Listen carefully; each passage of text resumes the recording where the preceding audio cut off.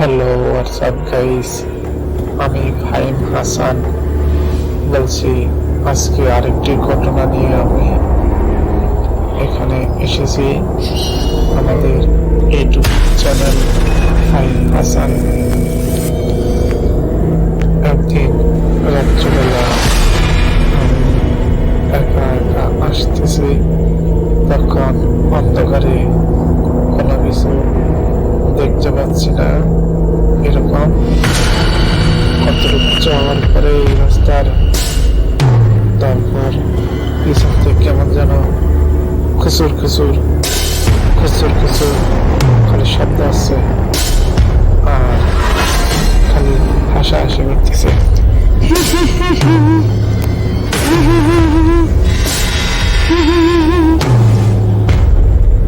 পিছন দিকে না তাকিয়ে খালি সোজা সামনের দিকে হাঁটতেছি। আমার একটু দূরে যায় না, একই বাড়ির শব্দ।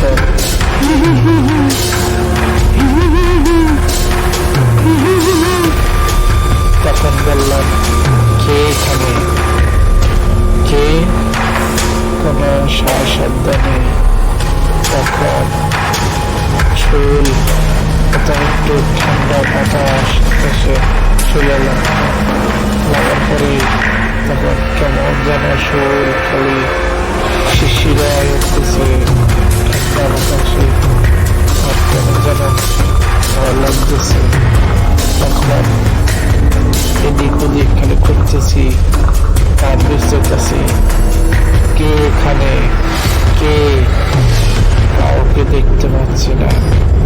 কতটুকু দূরে যাওয়ার পরে আবার একইভাবে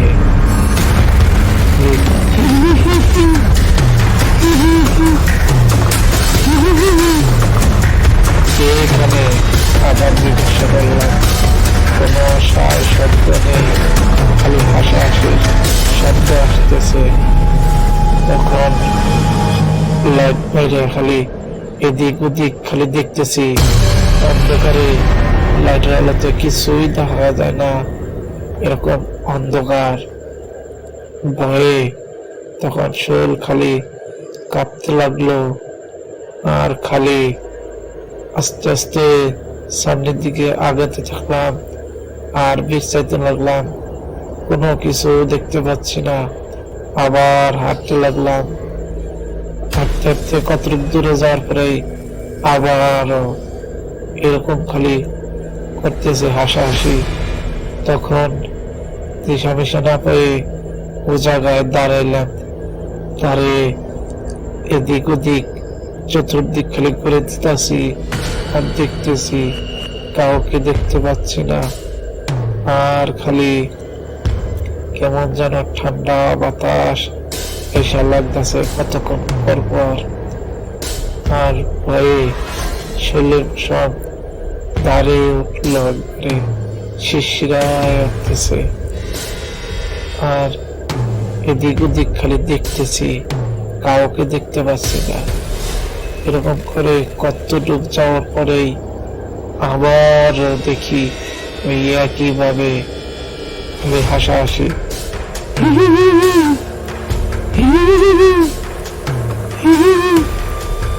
কে এখানে? কে এখানে? হাসাহাসি করতেছে।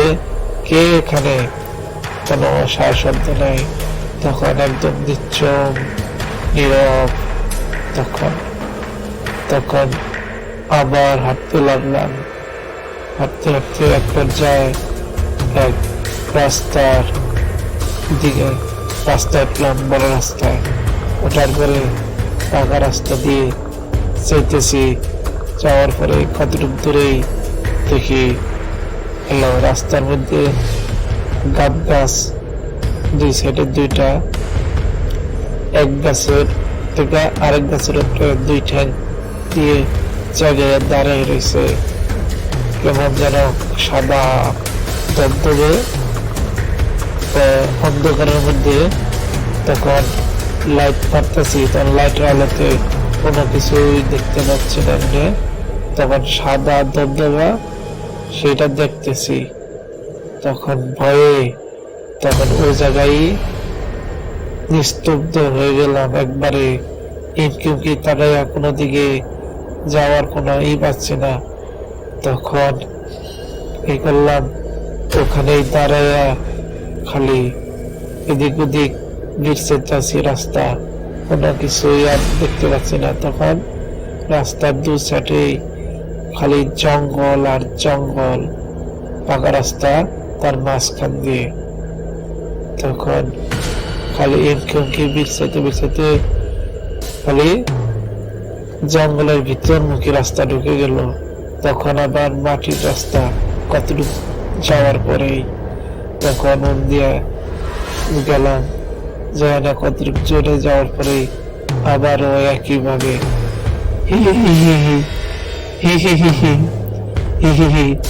কে এখানে, কে, কোনো সায়শব্দ নেই। তখন কতটুকু যাওয়ার পরেই রাস্তার মধ্যে দেখলাম অনেকজন মানুষ দাঁড়িয়ে আছে। তখন যে ওখানে দাঁড়ালাম, দাঁড়ানোর পরেই তখন বলল, কোথা থেকে এসেছেন? আমি বললাম, অমুকখান থেকে এসেছি। এখন বলল, কোথায় যাবেন? আমি বললাম, অমুক জায়গায় যাব। তখন সেই জায়গার কথা বললাম, বলল এখান দিয়ে যান।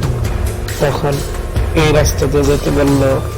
তখন এই রাস্তাতে যাইতেছি, উন্মুখী দক্ষিণমুখী একটা, পূর্বমুখী একটা, দুইদিকে দুই রাস্তা। তাই সামনে যে দুই মুখী দুইটা রাস্তা গেছে, ওই রাস্তা ধরে তারপরে যেদিকে আমরা করি সেদিকে যান, এই কথা বলল।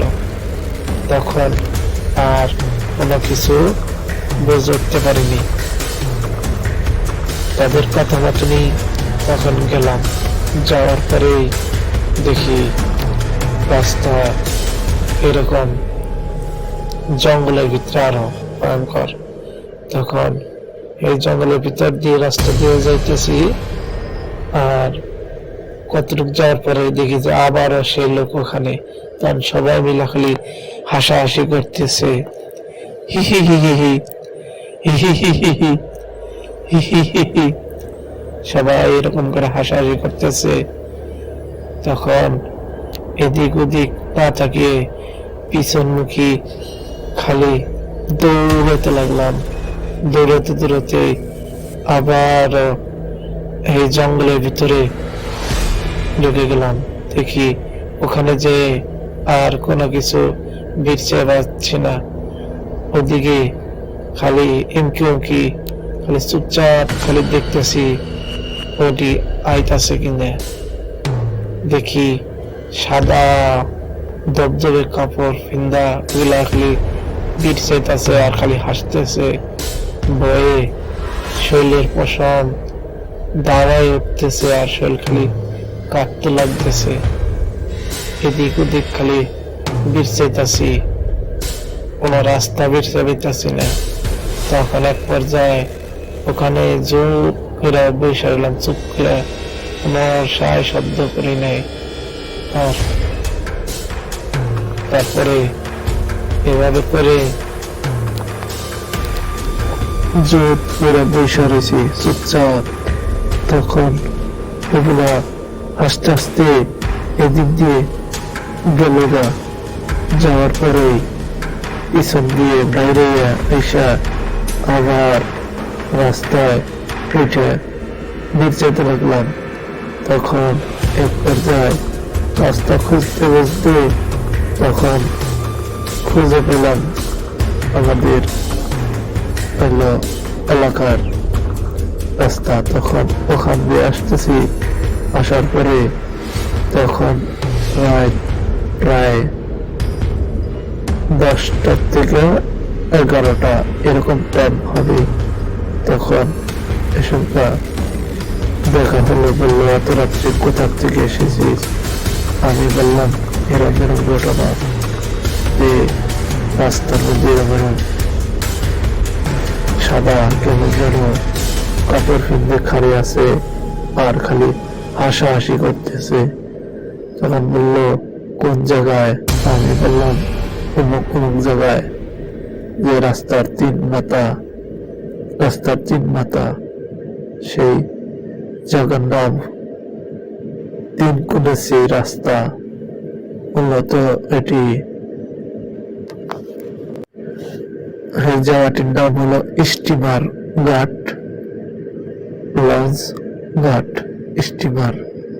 তখন ওই জায়গায় এসে বললাম, তখন বিষয়টা যখন তাদের কাছে বললাম, তখন তারা বলল যে এত রাত করে ওখানে কি করছিলি? বললাম আমি বসে অনেক বাতাসের মধ্যে, ঠান্ডা বাতাস নদীর পাড়ে বসে দেখতেছি। তখন বলল তুই জানিস নি এই রাত করে যে এরকম এলো এই আলিয়া শয়তান ঘুরে বেড়ায়? তখন বিষয়টা শুনে খুব ভয় লাগলো। তখন ভয়ে শরীর খালি কাঁপতে লাগলো। তখন এদিক ওদিক আর কোনোই না করে তখন ঘরে বসলাম। এসে বসার পরে তখন বিষয়টা জানালাম। এই ঘটনাটি হলো লাল খাবার। তারপরে ঘরে শুয়ে রয়েছি, শুয়ে থেকে বাংলাতে দেখতেছি বাথরুমের ছাদের উপরে বিলাই উঠে, বিলাই ম্যাও ম্যাও ম্যাও। তখন এই দৃশ্য দেখে ভয়ে উঠে দৌড়িয়ে তখন আমি নানুর কাছে যে বললাম, নানুরে যে এরকম। তখন নানু এসে তখন জানলা আর দরজা এসব লাগাই দিয়ে তখন বললো চুপচাপ শুয়ে থাক, আর কোনো কিছু কথা বলিস না। তখন ভয়ে আর কোনো কিছু বলিনি। তখন বিষয়টা পরের দিনকে আমি বললাম। তখন এক পর্যায়ে যারা যাইরে, তারপরে যারা পোষা করলো, যারা পোষা করার পর তখন দিল, তারপরে আস্তে আস্তে সুস্থ উঠলো। এই ঘটনাটি শুনেছিলাম আমার খালাম্মা তার কাছ থেকে। যে গাইস, আমাদের এই গল্পটি ভালো লাগলে লাইক আর কমেন্ট আর সাবস্ক্রাইব করে দিয়েন। এই ঘটনাটি আমি আমার খালার কাছ থেকে শুনেছি, তা আপনাদের মাঝে আমি তুলে ধরেছি। আপনারা গল্পটি ভালো লাগলে লাইক আর কমেন্ট করুন, পরবর্তী এরকম ধরনের গল্প শুনতে চাইলে।